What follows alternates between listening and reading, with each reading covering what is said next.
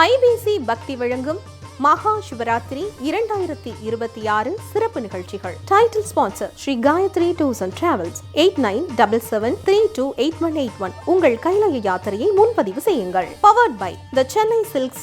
Let the celebration begin. Deepam விளக்கேற்றும் எண்ணெய், ஒரு தெய்வீக அனுபவம். Supreme furniture, truly stylish. Health partner Kayal agro foods. ஆரோக்கியமும் பாரம்பரியமும் நிறைந்த கயல் செக்கு கடலை எண்ணெய்.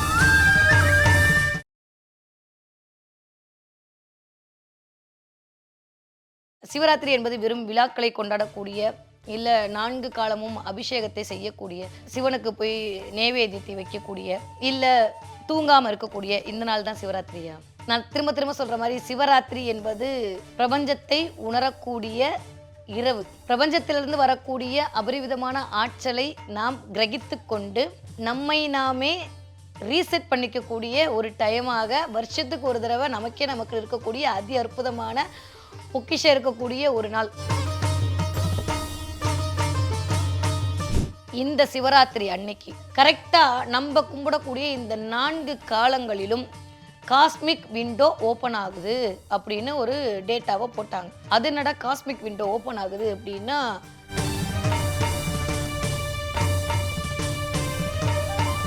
சுட்டப்படுது. இந்த மகா சிவராத்திரி அன்னைக்கு நீங்க 4 காலமும் 4 விதமான பூஜைகள் செய்து சிவனை வழிபட்டீர்களே ஆனால் உங்களுக்கு இருக்கக்கூடிய கர்ம தோஷம் விலகும். அடுத்து நீங்க கொடுக்கக்கூடிய காலம்தான் இந்த பிரம்மமுகூர்த்த காலம். மனிதர்களும் முனிவர்களும் தேவர்களும் கேட்டவரத்தை கேட்டபடி கொடுக்கக்கூடிய அந்த ஆகாச நாயகன் ஆனந்தமாய் அருளக்கூடிய ஒரு நேரம் தான் இந்த அதிகாலை நேரம். இந்த அதிகாலை நேரத்துல 4 மணியிலிருந்து உலகெங்கும் உள்ள ஐபிசி பக்தி நேயர்களுக்கு வணக்கம். நான் உங்க வித்யா கார்த்திக். எனக்குன்னு பிரபஞ்சத்தோடு இணையக்கூடிய இந்த பேரண்ட பெருவிழியின் அண்ட நாயகன் ஆர்ப்பரிக்கக்கூடிய ஆற்றலை அபரிவிதமாக வாங்கி கொண்டிருக்கக்கூடிய இந்த நாளான சிவராத்திரி நேரலையில் உங்களை சந்திப்பதில் மற்றற்ற மகிழ்ச்சி. நிறையா சிவராத்திரிகள் பற்றியான தகவல்கள் தொடர்ந்து பார்த்துட்டு இருக்கோம். இருந்தாலும் சிவராத்திரி அன்னைக்கு சிவனை சிந்திக்காமல் இருந்தால் எப்படி? அது அவ்வளோ உசித்தமாக இருக்காதுல்ல. கொஞ்சம் அறிவியலோடும் கொஞ்சம் ஆன்மீகத்தோடும் இந்த சிவராத்திரி அன்னைக்கு என்னெல்லாம் பண்ணலாம். இப்போ நீங்கள் பார்த்துட்டே இருப்பீங்க, இன்னும் அப்படியே இது ஒரு 4 காலங்களோடு கூடிய ஒரு அமைப்பு. 6 மணிலேருந்து அடுத்த நாள் 6 மணி வரைக்கும் சிவராத்திரி என்பது நம்மளுக்கு முழுக்க ஒரு 12 மணி நேரம் நாம சரி செய்து கொள்வதற்கு, நம்மை நாம் சிவனை உணர்வதற்கு கொடுக்கக்கூடிய அந்த கால நீட்டிப்பு நேரத்தில் ஏதாவது ஒரு நேரத்தை தவிர விட்டால் கூட மிச்சம் இருக்கிற நேரத்தில் எதையாவது பண்ணி நாம் சரி செய்து விடலாம் அப்படின்றதுக்காகத்தான் சில குறிப்புகளை உங்களிடம் சொல்ல வேண்டும் என்று இந்த நேரலையில் வந்திருக்கேன். ஸோ இந்த சிவராத்திரி அப்படின்னாலே என்ன அப்படின்னு அறிவியல் ரீதியாக நாம் பார்த்தோம் அப்படின்னா, சிவராத்திரி என்பது வெறும் விழாக்களை கொண்டாடக்கூடிய, இல்லை 4 காலமும் அபிஷேகத்தை செய்யக்கூடிய, சிவனுக்கு போய் நைவேத்தியத்தை வைக்கக்கூடிய, இல்லை தூங்காமல் இருக்கக்கூடிய இந்த நாள் தான் சிவராத்திரியா? நான் திரும்ப திரும்ப சொல்ற மாதிரி சிவராத்திரி என்பது பிரபஞ்சத்தை உணரக்கூடிய இரவு. பிரபஞ்சத்திலிருந்து வரக்கூடிய அபரிவிதமான ஆற்றலை நாம் கிரகித்து கொண்டு நம்மை நாமே ரீசெட் பண்ணிக்கக்கூடிய ஒரு டைமாக, வருஷத்துக்கு ஒரு தடவை நமக்கு இருக்கக்கூடிய அதி அற்புதமான பொக்கிஷம் இருக்கக்கூடிய ஒரு நாள். ரொம்ப தாகமாக, ரொம்ப களைப்பாக, ரொம்ப ஒரு மாதிரி பாலைவனத்தில் நடந்த ஒத்தனுக்கு ஒரு துளி தண்ணீர் கூட எப்படி தேவாமிர்தமாக தெரியுமோ அப்படி ஒரு கடலே கிடைச்சா, அதுவும் நல்ல தண்ணி கடல் கிடைச்சா எப்படி இருக்கும்? அப்படிப்பட்ட நாள் தான் இந்த சிவராத்திரி. கவலையாலும் துக்கத்தாலும் கண்ணீராலும் வேதனையாலும் சங்கடத்தாலும் சரீரத்தாலும் நிறையா அனுபவிச்சுட்டு இருக்கக்கூடிய இந்த மனித வாழ்க்கையில் எல்லா விதமான துன்பங்களிலிருந்தும் வெளியிலே இன்பமாக நம் வாழ்வியலை வாழ்வதற்காக நமக்கு நாமே முன்னெடுத்து இயங்கக்கூடிய பிரபஞ்ச ஆற்றலை அப்படியே கிரகித்து கொண்டு நம்மளை வழிநடத்தக்கூடிய அந்த ஈசனின் கரங்களை பற்றி கொண்டு போகக்கூடிய ராத்திரியில் நாம் பயணப்பட்டு கொண்டிருக்கிறோம். முதல்ல சிவம் அப்படின்னா என்ன? சிவம் அப்படின்னா மங்களம்னு பொருள். இன்னும் என்ன தெரியுமா சொல்றாங்க? எது இல்லையோ அது. சிவம்னா என்ன? எது இல்லையோ அது. அதுதான் எல்லாமே, ஆனால் அதுதான் எதுவுமே இல்லை. கொஞ்சம் குழப்பமா இருக்குல்ல? எனக்குமே ஆரம்பத்தில் அப்படிதான் இருந்தது. எல்லா பண்டிகையும் இந்த ஒளி பொருந்திய அமைப்போடு இருக்கும்போது, அது தீபாவளியாக இருக்கட்டும், கார்த்திகையாக இருக்கட்டும், அது வாட் எவர் இட் இஸ், நம்மளுடைய பொங்கல் பண்டிகை சூரியனுக்கு தான் நம்ம நன்றி செலுத்துகிறோம். எல்லாமே ஒளித்தன்மையோடு தான் இருக்குது. ஆனால் இந்த இருளை கொண்டாடக்கூடிய ஒரு அமைப்பாக மட்டும் ஏன் இந்த சிவராத்திரி இருக்குது? அந்த சிவராத்திரிக்குள்ளே அப்படி என்ன ரகசியங்கள் புரிந்திருக்கு? சிவராத்திரி என்று சொல்லக்கூடிய அமைப்பிற்கு பின்னாடி இத்தனை வருடமாக தொன்று தொட்டு கண்டிப்பாக இன்ட்டு போட்டு வச்சுக்கோ வச்சுக்கோ வச்சுக்கோன்னு நம்மளுடைய சந்ததி வரைக்கும் நாம் கடத்தி கொண்டு போகக்கூடிய காரணியாக எதற்கு இந்த ஒரு நாள் அமைகிறது? நிறைய அறிவியல் வருவதற்கு முன்னாலே உட்கார்ந்து ஆய்ந்து தன்னுடைய ஆன்மத்தாலும் தன்னுடைய அறிவாலும் தன்னுடைய அனுபவத்தாலும் நம்மளுடைய முன்னோர்கள் நிறைய நிறைய நிறைய மனித வாழ்வியலை உய்வதற்கான வழிமுறைகளை நமக்கு காட்டிவிட்டு சென்றார்கள். அதுதான் பண்டிகைகள். அந்த பண்டிகைகள் விழாக்காலங்கள் மூலமாக நாம் செய்யக்கூடிய ஒவ்வொரு நேர்த்திக்கடனாக இருக்கட்டும், இல்லை ஒவ்வொரு பண்டிகைகளாக இருக்கட்டும், ஒவ்வொரு படையலாக இருக்கட்டும், அதற்கு பின்னாலும் ஒரு தாற்பரிகமும் ஒரு அறிவியலும் ஒரு ஆன்மீகமும் தான் ஒளிந்திருக்கிறது. இதுதான் உண்மை. இதை நான் தொடர்ந்து நிறைய உங்ககிட்ட சொல்லிட்டே இருக்கேன். அந்த வகையில் இந்த சிவராத்திரி அப்படின்றது முதல்ல எடுத்தோடனே சிவராத்திரினா நம்ம சாதாரணமாக வந்துருவோம். அப்புறம் சயின்ஸுக்குள்ளே போவோம். எடுத்தோடனே எதுக்கு அதெல்லாம் பற்றி பேசிட்டீங்க? அப்படியே கொஞ்சம் ஒரு விஷயத்தை புரிஞ்சுக்கோங்க. நம்ம முதல்ல ஒரு கதைக்குள்ளே போவோம். ஏன்னா எப்பயுமே சிவராத்திரி அப்படியே கதைகள் மயில தானே பரப்பியிருக்காங்க. கதைக்குள்ளே போனோம் அப்படின்னா சிவராத்திரிக்குன்னு ஒரு கதை சொல்லப்படுதுங்க. ரொம்ப சுவாரஸ்யமான ஒரு கதை. ஒரு வேடன் இருந்தானா, அந்த வேடனை வந்து ஒரு புலி துரத்தி கொண்டே வருகிறது. அந்த புலி துரத்துதேன்னு சொல்லிட்டு அந்த வேடன் என்ன பண்ணா, ஒரு மரத்து மேலே ஏறி உக்காந்துட்டான். மரத்து மேலே ஏறி உக்காந்தா அந்த மரத்து மேலே ஒரு கருநாக பாம்பு கரெக்டாக இவனை கொத்துற மாதிரி வந்து உட்காந்துருக்கு. கீழே இறங்குனா எங்க புலி வந்து நம்மளை கொன்றுமோன்னு பயம், மேலே கொஞ்சம் அசைந்தா எங்க வந்து அந்த பாம்பு நம்மை விழுங்கிடுமோன்னு பயம். என்ன பண்றதுனே தெரியாம தட்டு தடுமாறி இருக்கக்கூடிய ஒரு நிலைமையில் இந்த சிவராத்திரி கதை என்பது ஆரம்பிக்கிறது. நம்ம என்ன பண்ணுவோம்? நீங்க என்ன பண்ணுவீங்க? அப்படி இருந்தா யோசிச்சு பாருங்களேன். கீழே ஒரு புலி நிக்குது, மேலே வந்து ஒரு கருநாக இருக்குது, நடுவில் நீங்க நிக்கிறீங்க. என்ன ஆகும்? இந்த பக்கம் அந்த பக்கம் நகரக்கூடாது, அப்படியே ஒரே ஸ்ட்ரெயிட்டா உட்காந்துக்கணும். இப்படிப்பட்ட அமைப்புல இருக்கு. என்ன பண்றது? ஒரு காலகட்டத்துக்கு மேல என்ன ஆகும்? நம்ம வெக்ஸ் ஆகி முதல்ல கோவப்படுவோம், ஆத்திரப்படுவோம், அழுவோம், கண்ணீர் விடுவோம்.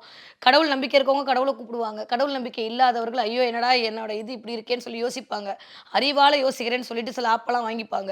அதுக்கப்புறம் ஒரு வழியில என்ன ஆனாலும் சரி நடக்கிறது நடக்கட்டும் அப்படின்ற ஒரு மைண்ட் செட்டுக்கு வந்து முடிக்கிறோம். என்ன சொல்லும்? இந்த மூளை சொல்லும். அப்ப இருக்கிறத என்ன பண்ணுவோம்? நம்ம கோவத்திலேயே நம்மளே பாருங்க, இப்போ கோவத்துல ஏதாவது ஒன்று பிச்சு போடுவோம், இல்லை கோவத்துல ஏதாவது தூக்கி போடுவோம். இதெல்லாம் இயல்பாக நடக்கக்கூடிய விஷயம். அப்படி அந்த வேடன் என்ன பண்ணான்னா, மேலே ஏறி உக்காந்துட்டான். அப்புறம் அசையாம உட்காந்துருக்கான். அதுக்கப்புறம் முடியல. ஒரு கட்டத்துக்கு மேலே அந்த மரத்தில் இருந்தது வில்வ மரம். அந்த வில்வ மரத்தில் இருக்கக்கூடிய இலைகளை எடுத்து எடுத்து கீழே போட்டுட்டே இருந்தான். கீழே ஒரு சிவலிங்கம் இருந்தது. கரெக்டாக அந்த வேடன் போட்டு முடிக்கும்போது காலையில் அதிகாலை ஒரு 3:30 மணியிலிருந்து ஒரு 4 மணிக்குள் அந்த கீழே இருக்கக்கூடிய அந்த கல் வெடித்து சிவன் வெளியில வந்தார். அங்கே இருக்கக்கூடிய புலியை கொன்றார். நாகத்தை எடுத்து தன்னுடைய கழுத்தில் சூடி கொண்டால் அந்த வேடனுக்கு மோட்சம் கொடுத்தார். இதுதான் சிவராத்திரியோட புனைவு கதை. இதைத்தான் நம்மளுக்கு சொல்லியிருக்காங்க. எப்படி வந்து ஒரு வில்வேலையை போட்டு சிவனை வந்து பூஜை செய்கிறானோ, அந்த வேடன் தெரியாமே வில்வேலையை போட்டு பூஜை பண்ண வேடனுக்கே மோட்சம் கிடைச்சிருச்சு. தெரிஞ்சு நம்ம வில்வேலையை போட்டு பூஜை பண்ணால் நம்மளுக்கு மோட்சம் கிடைக்காதா? அதனால நம்ம தெரிஞ்சு பண்ணோம்னா நம்மளுக்கும் சிவன் வந்து மோட்சத்தை கொடுப்பார். இப்படி தூக்கி போட்டா உடனே கிடைச்சிருச்சு. அப்ப நம்மளும் வந்து சிவனை சிந்தித்தோமே. ஆனால் இந்த இரவு நமக்கான உலகம் என்கிற ஒரு பந்தத்திலிருந்து, பயம் என்கிற ஒரு பந்தத்திலிருந்து, விரக்தி என்கிற ஒரு மனப்பான்மையிலிருந்து, அடுத்து என்ன செய்ய போகிறோம் என்கிற ஆலோசனையிலிருந்து, எப்படி என் வாழ்வில் அமையப் போகிறது என்ற எண்ணத்திலிருந்து விடுபட்டு அவன் தாள் வணங்கக்கூடிய ஒரு நாளாக இந்த சிவராத்திரி அமைந்து விடும் என்கிற சூட்சமத்தை சொல்லக்கூடிய கதையாகத்தான் இந்த சிவராத்திரி கதைகள் அப்படியே பரவப்பட்டுச்சு. ஸோ இதுதான் சிவராத்திரியா? இன்னைக்கு இருக்கக்கூடிய நவீன விஞ்ஞானம் ஒரு 10 வருடத்துக்கு முன்னாடி அப்படியே யோசிக்கிறாங்க, சிரிக்கிறாங்க. என்னடா இவங்க எப்போ பார்த்தாலும் வந்து உலகத்தில் இருக்க, அதுவும் தமிழ்நாட்டில் இருக்க ஒட்டுமொத்த அது முன்னாடி இருந்த ஆட்களும் சரி, இப்போ இருக்கிறாலும் சரி, இப்போ இருக்கக்கூடிய நவயுக சித்தர்களும் யோகிகளும் முனிவர்களும் இந்த ஒரு நாள் அப்படி கொண்டாடி ரசித்து தீர்க்கிறாங்களே, உணர்றாங்களே, விவிஐபிலாம் வந்து வந்து அந்த இடத்துல உட்காந்துக்கிறாங்களே, அப்படி என்னதான் இருக்குது அந்த இடத்துல? ஏன் இவ்வளோ ஒரு ஆர்ப்பாட்டம் இந்த இடத்துக்கு இந்த உலகம் இந்தியா கொடுத்துட்டே இருக்கு அப்படின்னு சொல்லிட்டு அந்த பக்கம் இருக்கக்கூடிய மேலை நாட்டுக்காரர்கள் நம்மளுடைய சிவராத்திரியை ஆராய்ச்சி பண்ண போறாங்க. நம்ம சொன்னா ஒத்துக்க மாட்டோம்ல, அடுத்தவங்க சொன்னாதான் ஒத்துப்போம். சயின்ஸ் வேணும்ல நம்மளுக்கு. சயின்ஸுக்கு அப்பாற்பட்டு ஆண்டவனுடைய லீலை என்பது நிறைய இருக்கு. இதெல்லாம் அவனுக்கு இத்ரூண்டு ஒரு நகத்தை வெட்டி போடுற மாதிரி தான் சயின்ஸ் கண்டுபிடிக்கிற விஷயங்கள் எல்லாம். அப்ப வந்து யோசிக்கிறாங்க, இந்த சிவராத்திரி அன்னைக்கு பூமி என்ன பண்ணுதுன்னா தன்னைத்தானே 23 டிகிரி நீள்வட்ட பாதையில் சுற்றி கொண்டிருக்கும் போது ஒரு விதமான அதிர்வுகளை வெளிப்படுத்துகிறது. அது எங்கிருந்து வருதுன்னா வடக்கு பகுதியிலிருந்து வருகிறது. அந்த அதிர்வுகள் வெளிப்படும் போது பூமி தன்னுடைய மேல் நோக்கு விசையாக தன்னுடைய விசையை பரப்பி இருக்கிறது. இருக்கக்கூடிய எல்லா கோள்களுடைய அதிர்வுகளும் ஒன்றாக குவியுது. ரெண்டும் சேர்ந்து பூமிக்குள் சில விதமான உயிர்ப்பு எனர்ஜி வேவை பாஸ் பண்ணுது. இதை ஈத்தர் எனர்ஜி அப்படின்ற மாதிரி கொஞ்ச காலத்திற்கு முன் சொன்னார்கள். இந்த ஈத்தர் தான் ஈசன் ஆனா, ஈசன் தான் வந்து சிவன் ஆனான்ற மாதிரி நிறைய கதைகள்லாம் இருக்கிறது. ஈத்தர் எனர்ஜி இருக்குன்னு சொல்றவங்க ஒரு முன்னாடி கூகுள்ல போட்டாங்க. இப்ப இல்ல, உடனே கூகுள்ல ஈத்தர் எனர்ஜி இல்லன்ட்டாய்ங்க. இதெல்லாம் நம்ம வந்து சொல்ல முடியாது. ஆனா எப்படியோ ஃபர்ஸ்ட் வந்து இத வந்து பூமி வந்து உருண்டைன்னாங்க. அப்புறம் நம்பல. அப்புறம் உருண்டை தான் கண்டுபிடிச்சாங்க. அந்த மாரி நெறைய ஆய்வுக்கு பின் அறிவியல் என்பது ஆய்வுக்கு உட்படுத்தி கடைசியில வந்து சோதனை மூலமாக ஒரு விடயத்தை கண்டுபிடிப்பது.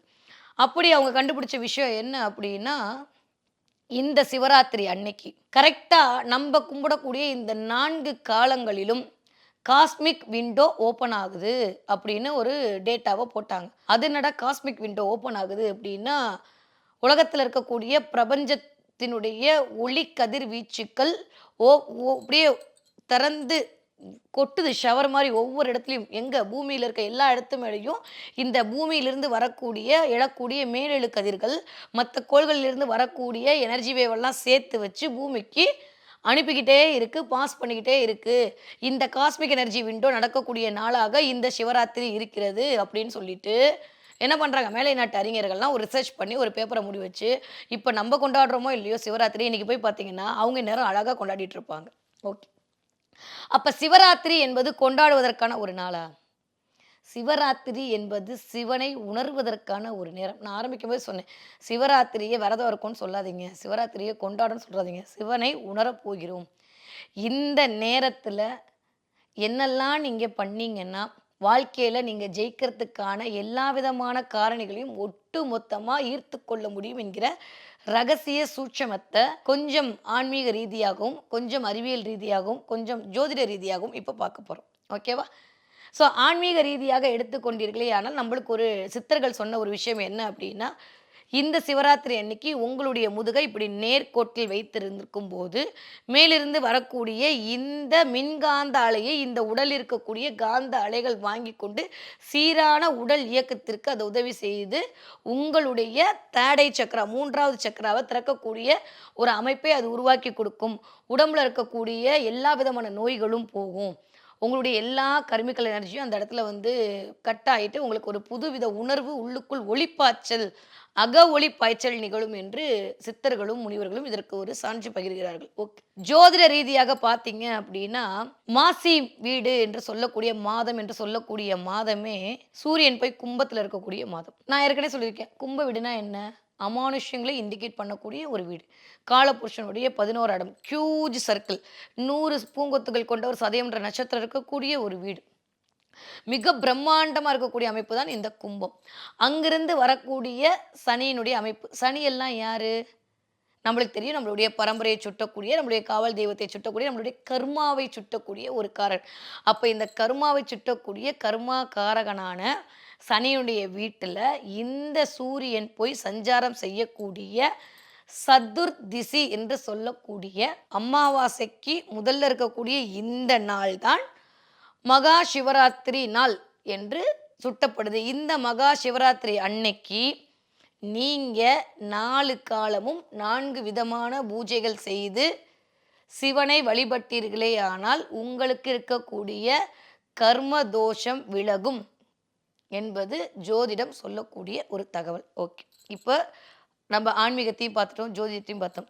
கொஞ்சம் அறிவியலா பார்த்தோம் அப்படின்னா, இருக்கிறதுலயே பயங்கரமான இன்ட்ரஸ்டிங் ஃபேக்ட்ஸ் இந்த சிவராத்திரிய பத்தி நம்மளுக்கு தோண்ட மண்ணெண்ணெய் மாரி வந்துகிட்டே இருக்கக்கூடிய ஒரு அமைப்பெல்லாம் இருக்கு. ஃபர்ஸ்ட்டு நம்ம என்ன பண்ணுவோம் சிவராத்திரி அன்னைக்கு? முதல் விஷயம் விரதம் இருப்போம். 2வது விஷயம் போய் சிவனை வழிபாடு செய்வோம். 3வது விஷயம் 4 காலமாக பிரித்து அந்த ஒவ்வொரு காலத்திலயும் கொஞ்சம் தள்ளுமுள்ளெல்லாம் போட்டு இடிச்சுக்கிட்டு, அது பண்ணிட்டு, இது பண்ணிட்டு சிவன வந்து கும்பிட்டுட்டு அவனுக்கு பண்ற அபிஷேகத்தெல்லாம் பார்த்து அகல்மொழிவும் இங்கேயும் நிறைய அபிஷேகம்லாம் காட்டிட்டு இருக்காங்க. பார்த்து அகம் மகிழ்வோம். அடுத்து 4வது விஷயம் என்ன பண்ணுவோம்? தூக்காம இருக்கிறதுக்கு சில விடயங்களை மேற்கொள்ளுவோம். அடுத்து கார்த்தால எந்திரிப்போம். திரும்ப சிவன் கோயில்ல நமஸ்காரம் பண்ணிட்டு, அப்படியே நம்மளுடைய வேலையை கன்டின்யூ பண்ணுவோம். இதுதான் பண்ணிட்டு இருப்போம். ஆனா இதை ஏன் பண்றோம்? சிவன் அப்படின்ற வடிவத்திற்கு பின்னாடி இருக்கக்கூடியது என்ன? உங்களுடைய நான் சொன்ன இந்த காஸ்மிக் எனர்ஜிலாம் வருது. ஆமா, ஓகே மேடம். அதுவும் எங்களுக்கெல்லாம் எல்லாம் தெரியும். இந்த 4 காலமாக நம்மளுடைய பெரியவர்கள் பிரித்தார்களே, இந்த 4 காலமாக பிரித்ததற்கும் இந்த அறிவியலுக்கும் ஏதாவது ஒரு சம்பந்தம் இருக்கா? மிகப்பெரிய சம்பந்தம் இருக்கு. முதல்ல இந்த 4 காலம் என்ன அப்படின்னு பார்த்தோம்னா, முதல் காலம் என்பது பிரம்மா சிவனை வழிபட்டதாக சொல்லப்படி கூட பிரம்ம காலம். அதோட மணி என்ன அப்படின்னா 6 மணியிலிருந்து 9 மணி வரை. ஓகே. அடுத்த காலம் என்பது மகாவிஷ்ணு சிவனை வழிபட்டதாக சொல்லக்கூடிய விஷ்ணு காலம் 9 மணியிலிருந்து 12 மணி வரைக்கும். ஓகே. அடுத்து இருக்கக்கூடியது தான் மிக முக்கிய காலமாக ஒட்டுமொத்த பிரபஞ்ச ஆற்றலையும் தன்னகத்தே வைத்துக்கொண்டு அந்த அண்ட பெருவெளி நாயகன் ஆகாசரூபன் நமக்கு அருட்பெரும் ஜோதியாக அமைந்து ஆற்றலை தரக்கூடிய நேரம் மகாநிசி காலம். நம்மளுடைய தேவர்களும் முனிவர்களும் சொன்னக்கூடிய ஒரு வார்த்தை மகாநிசி. இதை சக்தி காலம் என்று சொல்வார்கள். சக்தி சிவனை துதித்ததாக சொல்லக்கூடிய காலம். இந்த சக்தியான இந்த உடம்பு எனர்ஜி வேவ அந்த சிவனோடு ஐக்கியப்படுத்தக்கூடிய ஒரு காலம்தான் லிங்கோத்பவ காலம், லிங்க காலம். லிங்கோத்பவ காலம் என்று சொல்லக்கூடிய காலம் தான் ரொம்ப ரொம்ப முக்கியம் சிவராத்திரியினுடைய அமைப்புல. இது 3வது காலம். அடுத்து 4வது காலம் என்று சொல்லக்கூடிய காலம் என்னவென்றால் தேவர்களும் முனிவர்களும் மனிதர்களும் சிவனை பூஜித்து சிவனிடமிருந்து அருள் பெற்றதாக சொல்லக்கூடிய காலம்தான் இந்த 4 காலம். இந்த 4 காலத்திற்கும் அறிவியலுக்கும் சம்மந்தம் இருக்கா? நீங்க ஆரம்பிக்கும் போதே சொன்னீங்களே, அறிவியலுக்கு எப்படி இந்த 4 காலத்துக்கும் சம்மந்தம் இருக்கும் அப்படின்னு பார்த்தீங்கன்னா, அவங்களுக்கு ஒரு சீக்ரெட் ஒன்று சொல்லி கொடுக்குறேன்.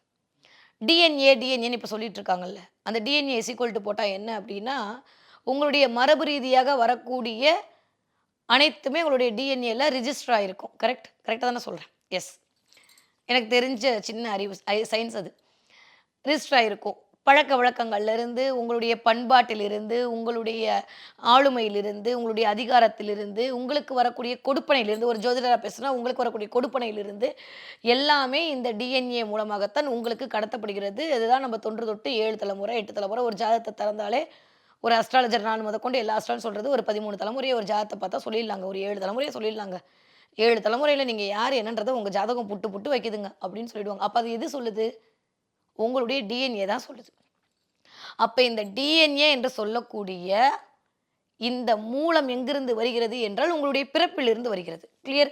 அப்போ இந்த பிறப்பை இண்டிகேட் பண்ணக்கூடியவர் யாரு? பிரம்மா தான். இந்த டிஎன்ஏன்ற வார்த்தையை நம்மளுடைய சித்தர்கள் என்ன பயன்படுத்தாங்க தெரியுமா? சஞ்சித கர்மா. அப்போ இந்த நேரத்தில் சயின்ஸ் ஒரு விஷயம் கண்டுபிடிச்சுன்னு சொல்கிறது, காஸ்மிக் எனர்ஜி விண்டோ ஓப்பன் ஆகுது. இந்த இடத்துல இருந்து இந்த நாளில் இவங்க கண்டுபிடிச்சி இவங்க கொண்டாடக்கூடிய இந்த சிவராத்திரி அன்னைக்கு உலகத்தில் இருக்கக்கூடிய ஒரு மிகப்பெரிய பிரம்மாண்ட பேராற்றலை மனிதர்கள், மனித இனம் மட்டுமல்லாத உயிருள்ள உயிரற்ற எல்லா இனங்களும் ஒரு சேர அப்படியே ரிசீவ் பண்ணக்கூடிய தன்மையை இந்த பிரபஞ்சமே கொடுத்து கொண்டிருக்கிறது. வாவ், சூப்பரான டே, ஒரு மாதிரியான பாசிட்டிவ் எனர்ஜியாக இருக்கக்கூடிய டே, நம்மளே ரீசார்ஜ் பண்ணக்கூடிய டே, இதை விடக்கூடாது அப்படி இப்படின்னு சொல்லிட்டு அவங்க அப்படியே சயின்ஸுக்குள்ளெல்லாம் போய் அலசி ஆராயும் போது அடுத்து அவங்க மனசில் பட்டது இந்த 4 காலம். இந்த 4 காலத்தில் இந்த டிஎன்ஏ அப்படின்னு சொல்லக்கூடிய இந்த டிஎன்ஏ இருக்குது பார்த்தீங்களா, இது அந்த காலத்துலாம் நம்மளுக்கு முன்னோர்களுக்கு தெரியாதுல்ல டிஎன்ஏன்றது. இப்போ இவங்களாம் வச்சுக்கிட்ட பேர் தானே அது. அப்போ நம்ம முன்னோர்கள் வச்சது என்னது? சஞ்சித கர்மா. இப்போது சில பேர் இருப்பாங்க, எங்கள் அப்பாவுக்கு லேட்டாக தாங்க கல்யாணம் ஆச்சு, எனக்கும் லேட்டாக தாங்க கல்யாணம் ஆகும். எங்கள் வீட்டில் எல்லாமே லேட்டு தாங்க. எங்கள் வீட்டில் ஏதோ ஒரு கன்னி பெண்ணை கும்பிடுவாங்கங்க. எங்கள் வீட்டில் பொம்பளை பிள்ளையே பிறக்காதுங்க. எங்கள் வீட்டில் பையனே பிறக்க மாட்டாங்கங்க. எங்கள் வீட்டில் குழந்தை பிறப்பே லேட் ஆகுங்க. அப்போ எங்கள் வீடு, எங்கள் மரபு, எங்களுடைய குலம் சார்ந்த சில விஷயத்த பேசிகிட்டே இருப்பாங்கள்ல, அதன் மூலமாக வரக்கூடிய சாதாரண விஷயங்கள் இருக்கும் பார்த்தீங்களா. இந்த சாதாரணமான விஷயங்கள் இந்த ரிஜிஸ்டர் ஆகிருக்கும்ல, இந்த டிஎன்ஏல உங்களுடைய பிளட்ல ரிஜிஸ்டர் ஆகிருக்கும்ல, இதைத்தான் நம்மளுடைய முன்னோர்கள் என்ன சொன்னாங்க? சஞ்சித கர்மான்னு சொன்னாங்க.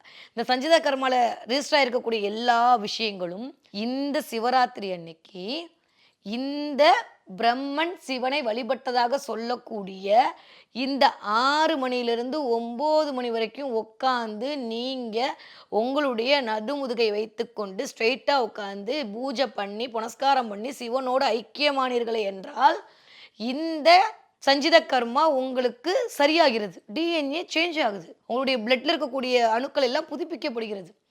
ரிஜிஸ்டர் பண்ணியிருக்கக்கூடிய விஷயங்கள் எல்லாம் அப்படியே போகுது. ஏன்னா ரொம்ப சிம்பிளாக ஒரு விஷயம் புரிஞ்சுக்கோங்க. நீங்கள் ஃபஸ்ட்டு நீங்கள் உட்காந்தோன்னே அப்படியே ரெடியாகி உட்காந்துருவோமா? கண்ணை மூடி உட்காருங்க. இப்போ கண்ணை மூடுங்க. உடனே உட்காந்துருவோமா? நிறைய நம்மளுக்கு மனசுக்குள்ள எண்ணங்கள் ஓடி ஓடி ஓடி ஓடி இந்த பக்கத்தில் இருந்து சத்தம் வரும், இந்த பக்கத்தில் இருந்து எண்ணெய் வரும், இந்த பக்கம் பெல்லடிப்பாங்க, இந்த பக்கம் ஏதாவது பிரசாதம் பண்ணுவாங்க, அந்த ஸ்மெல் உள்ளே போகும். அப்போ இந்த ஐம்புதங்களால் நாம் கட்டுண்டப்பட்டு அப்படியே நம்ம அந்த புறவெளிக்காரனிலே இருப்போமே தவிர அகவொளிக்காரனுக்குள்ளே போவே மாட்டோம் இல்லையா? இதெல்லாம் கடந்து நம்ம அகவொளிக்குள்ளே போகும்போது ஒரு மாதிரியான முதல்ல ஒரு இருண்மை தெரியும். அந்த இருண்மை தெரிஞ்சப்பறம் அப்படியே லைட்டாக கொஞ்சம் கொஞ்சமாக ஒவ்வொரு கலராக அப்படியே ரிலீஸ் பண்ணும். எது ரிலீஸ் பண்ணும்? சீக்ரெட். நம்மளுடைய மூளை தான் ரிலீஸ் பண்ணும். இதைத்தான் வள்ளலார் அகவொளி பயணம்னு சொன்னார். உள்ளொளி பயணம்னு சொன்னாங்க முன்னோர்கள் எல்லாம். அந்த லைட்டை வச்சு மூளை என்ன பண்ணும், உங்க உடம்புல இருக்கக்கூடிய ஒவ்வொரு நரம்புல இருக்கக்கூடிய பிளாக்கேஜ் எல்லாம் ரிமூவ் பண்ணும். இந்த ரிமூவ் பண்றதுக்கு சில எனர்ஜி தேவையில்ல. அந்த எனர்ஜிய எது தெரியுமா குடுக்குது? மேல இருக்கக்கூடிய காஸ்மிக் விண்டோ இந்த நேரத்துல நீங்க உட்காரும்போது குடுக்குது. அப்ப குடுக்கும்போது என்ன ஆகும்னா, உங்களுக்கு இதுவரைக்கும் கல்யாணம் நடக்கல, லேட்டா தான் நடக்குது. இல்ல இதுவரைக்கும் குழந்தை பிறக்கிற லேட்டா தான் பிறக்குது. உங்க மரபு ரீதியாக, உங்க குல ரீதியாக இருக்கக்கூடிய விடயங்கள் எல்லாமே இந்த நாள் அன்னைக்கு நீங்க உட்கார்ந்து இந்த நேரத்துல சிவனோடு சேர்ந்து ஐக்கியப்படும்போது சரியாகிறது என்று நம்மளுடைய முன்னோர்கள் கண்டுபிடித்தார்கள். அதற்கு பிரம்ம காலம் என்று பெயர் வைத்தார்கள். இன்றைய அறிவியலும் அதை ஆமாம் என்று ஒத்துக்கொள்கிறது. அப்ப நீங்க 6 மணிலேருந்து 9 மணி வரைக்கும் உட்கார்ந்தீங்கன்னா, யாருக்கெல்லாம் கல்யாணம் ஆகலையோ, யாருக்கெல்லாம் குழந்தை இல்லையோ, யாருக்கெல்லாம் சமுதாய ரீதியாக, குடும்ப ரீதியாக பிரச்சனை இருக்கோ, குலதெய்வத்தோட தோஷம் இருக்குன்னு யாரோ சொல்லியிருக்காங்களோ, குலதெய்வமே தெரியாம போச்சுன்னு வருத்தப்படுறீங்களோ, இல்ல கன்டினியூவா ஏதோ ஆக்சிடென்ட் ஆகுது, ஏதோ ஆகுது, என் குடும்பமே ஒரு மாரி இருக்கே அப்படின்ற மாரி தத்தளிக்கிறீர்களோ, அவர்கள் அத்தனை பேருக்கும் நிவர்த்தி செய்யக்கூடிய ஒரு நேரம் தான் இந்த நேரம். அதனால தான் இது பேர் என்னது? பிரம்ம முகூர்த்த நேரம். பிரம்ம காலம். இந்த பிரம்ம காலத்துல முதல்ல என்ன பண்ணணும்னா, குலதெய்வத்த நமஸ்காரம் பண்ணணும். குலதெய்வம் வாயிலாக உங்களுடைய சிவனை அடைவதற்கான வழியை மேற்கொள்ள வேண்டும். இந்த நேரத்துல பாலை வைத்து நீங்கள் அபிஷேகம் செய்யும்போது, உங்களுடைய வாழ்விலும் பாலாய் பொங்கி நல்ல விஷயங்களை எல்லாம் உங்களுக்கு கொண்டு வந்து கொடுக்கும். அதுக்கப்புறம் பார்த்தீங்கன்னா, 9 மணியிலிருந்து 12 மணி வரை. எல்லாருக்கும் ரொம்ப புடிச்ச, உங்களுக்கும் புடிச்ச, எனக்கும் புடிச்ச, இப்ப நம்ம பார்த்துட்டு இருக்க நேரமும் கூட எதை சொல்லுகிறது என்றால், மகாவிஷ்ணு, மகாலட்சுமியும் சேர்ந்து சிவனை பூஜித்த காலம். நான் எடுக்கும்போதே ஒரு விஷயம் உங்கள்ட்ட ஆணித்தரமா சொன்னேன். மேலை நாட்டுக்காரங்கள் இந்த நாள வந்து ஆய்வு பண்ணாங்க. அத 4 பகுதியாக பிரித்தார்கள். உலகத்திலிருந்து 12 மணி வரைக்கும் இந்த விண்டோ ஓப்பன் ஆகி கதிர்கள் வந்து கொண்டிருக்கிறது. இந்த கதிர்கள் ஒவ்வொரு மணி நேரத்திற்கும் சில நிகழ்வுகளை குடுக்குது. வித்தியாசமான இடத்துலருந்து வருது. அப்ப இவங்க 4 காலமா பிரிச்சதுக்கு பின்னாடியும் ஒரு சயின்ஸ் இருக்கு. ஓ! இந்த நேரத்தில இந்த கதிர்கள் வருது. அது டிஎம்ஏ சரி பண்ணுது. இந்த நேரத்தில இந்த கதிர்கள் வருது. இது வந்து இத சரி பண்ணுது அப்படின்ற மாரி அவர்கள் சயின்ஸா சொன்னாங்க. அத நம்ம முன்னோர்கள் என்ன சொன்னாங்க? மகாலட்சுமியும், மகாவிஷ்ணுவும் வழிபட்ட காலம்.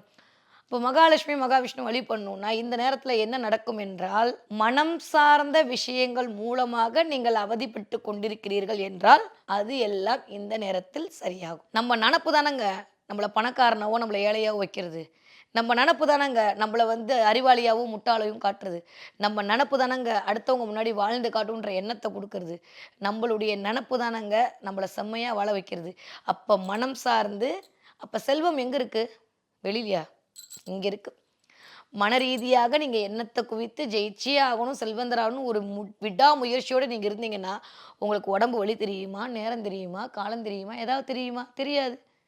ஜெயிக்கணும், ஜெயிக்கணும், ஜெயிக்கணும். அந்த வெறி எது குடுக்குது? உங்களுடைய மனசு தான் குடுக்குது. அப்ப பொருள் ஈட்டுறதுக்கு என்ன தேவை? மனசு தான் தேவை. பொருள் ஈட்டுவதற்கு என்ன தேவை? உங்களுடைய சிந்தனை தான் தேவை. பொருள் ஈட்டுவதற்கு என்ன தேவை? உங்களுடைய அங்க போயிட்டு எங்க அப்பா வந்து செல்வந்தரா இல்லங்க. அதனால நான் இருக்க மாட்டேன்னு சொல்லுவீங்களா? எங்க அப்பா பொழைக்க தெரியாம பொழைச்சுட்டாருங்க. நானாவது 4 காசு பணத்தோட இருந்தா தாங்க என் புள்ள குட்டிய காப்பாத்த முடியும். சொல்லுவீங்களா? மாட்டீங்களா? அப்ப இங்க வந்து பரம்பரை வருதா? இல்ல. அங்க அடுத்த ஸ்டேஜ் ஒரு தெளிவு வருது. பரம்பரை ரீதியாக இருக்கிறது இருக்கட்டும். அது இருந்த தாண்டியும் என் வாழ்வியல எப்படி நான் சரி செய்து கொள்வது என்று மனிதன் தன்னை சரி செய்து கொள்வதற்கான ஒரு பரிணாமத்திற்குள் போறான். இந்த பரிணாம காலம் தான் பரிணாமத்த உடலுக்குள்ள குடுக்கக்கூடிய காலம். அது எப்படி உடலுக்குள்ள குடுக்கும்? ஒரு விஷயம் நான் இப்போ ரொம்ப அழுத்தமா சொல்றேன். மேலிருந்து வரக்கூடிய இந்த எனர்ஜி எத சரி பண்ணுதுன்னா, உங்க மனச இல்ல, உங்களுடைய உடலை, உங்களுடைய உணர்வை, உங்களுடைய உடம்புல ஓடிட்டு இருக்க 72,000 நாடி நரம்பையும் அப்படியே இழுத்து ஒரு கட்டுப்பாட்டுல வச்சு அதுல இருக்கக்கூடிய எல்லா விதமான விஷயத்தையும் தப்பு, ரைட் எல்லா கழிவுகளையும் போன்னு வெளில அனுப்பக்கூடிய ஒரு விஷயம் என்னன்னா, சிவராத்திரி அன்னைக்கு நாம ரிசீவ் பண்ணக்கூடிய இந்த எனர்ஜி தான். ஏன்னா, ஹார்ட்டுக்கு எப்பயுமே போகும்போது ரத்தத்துக்கு அனுப்பக்கூடிய ரத்தம் இதயத்திற்கு புவி ஈர்ப்பு விசையின் அமைப்புல அனுப்பும்போது ரொம்ப கஷ்டப்படும். ஆனா இந்த நேரத்துல எதிர்நோக்கு விசை வரனால புவி விசைக்கு ஆப்போசிட்ல அந்த எனர்ஜி இயங்கும்போது, இயல்பா நீங்க எதுவுமே பண்ணாம இருந்தாலும் மூளைக்கான ரத்தமும், ஆக்ஸிஜனும் பரவிட்டு இருக்கு. நெறைய வீடியோல சொல்லியிருக்கேன். இங்கேயும் அத உங்களுக்கு மென்ஷன் படுத்துறேன். அப்ப இந்த நேரத்துல இருக்கும்போது நீங்க நெனச்சாலே போதும், இந்த நாளின் மூலமாக அத வசீகரிக்கம் செய்து விடலாம்.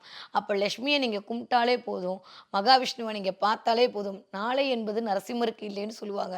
நரசிம்மர நெனச்சாலே போதும் இந்த நேரத்துல உங்களுக்கான நல்லவை எல்லாம் கை கொடுக்கக்கூடிய காலம். அதனால தான் மனரீதியாக உங்களுடைய செல்வ நிலை உயர்வதற்கு இந்த நேரத்துல உட்கார்ந்து சிவபெருமானை வழிபட்டு பால் பாயசம் நைவேத்தியம் பண்ணி, இனிப்பு வகைகளை நைவேத்தியம் பண்ணி, பஞ்சாமிர்தத்தோடு சில அபிஷேகம்லாம் பண்ணி நீங்க வழிபாடு செஞ்சீங்கன்னா, இல்லை கோவிலில் கொண்டு போய் இந்த விஷயத்தெல்லாம் கொடுத்துட்டு சிவனை போய் கும்பிட்டு வந்தீங்க அப்படின்னா செல்வத்தின் மேன்மத்தில் தான் இருப்பீர்கள். இந்த நேரம் உங்களுடைய செல்வ வளத்தை அதிகப்படுத்தி கொடுப்பதற்கு, அபரிவிதமான ஆற்றலை தரக்கூடியதற்கு, உங்களுடைய மேனிஃபெஸ்டேஷன் சொல்றீங்களே நீங்க, நீங்க நினைக்கிறத அந்த பிரபஞ்சத்துல சொல்லி அப்படியே அது குடுக்குமே. அந்த நேரம் இந்த நேரம் தான் இன்னைக்கு. ஓகே. மத்த நாள் அது பிரம்ம முகூர்த்தத்துல நடக்கும். இன்னைக்கு அது இப்ப நடக்கும். கரெக்ட். அப்ப இந்த நேரத்துல உட்காரக்கூடிய நீங்க எல்லாரும் என்ன பண்றீங்கன்னா, கண்ண மூடுங்க. உங்களுக்கான விஷஸ எழுதிக்கோங்க. இந்த ஒரு நிமிஷத்த தவற விடாதீங்க. 9 மணிலேருந்து 12 மணிக்குள் ஏதாவது ஒரு 1/2 மணி நேரம் எடுத்துக்கொள்ளுங்கள். இந்த 1/2 மணி நேரத்தில உங்களுக்கான விஷஸ்லாம் முதல்ல எழுதுங்க. இந்த வருஷம் நான் இப்படி இருக்கேன். அடுத்த வருஷம் இப்படி ஆயிடணும். அப்படின்ற ஒரு வேண்டுதலோடு சிவனிடம் வையுங்க. அதற்காக உங்களுடைய எண்ணத்தை குவியுங்கள். அங்கேருந்து வரக்கூடிய அந்த ஈத்தர் எனர்ஜியை ரிசீவ் பண்ணிக்கோங்க. அந்த ஆற்றலின் மூலமாக உங்களுடைய மூலாதாரம் இயங்கி, சுவாதிஷ்டானம் இயங்கி, மணிப்பூரகம் இயங்கி, உங்களுடைய அநாதகம் இயங்கி, ஆட்டோமேட்டிக்கா உங்களுக்கான வாய்ப்புகளை குடுக்கக்கூடிய அபரிவிதமான ஐஸ்வர்யங்களை அள்ளி அள்ளி கொடுக்கக்கூடிய நேரமாக இந்த நேரம் இயங்கிக் கொண்டிருக்கிறது. தவற விட்டுறாதீங்க. இதுக்கப்புறம் இருக்கிறது தான் ரொம்ப ஸ்பெஷலான மகாநிசி நேரம். இந்த நேரத்தில் என்ன பண்ணணும்? ஆல்ரெடி நான் நிறைய வீடியோவில் சொல்லிட்டேன்.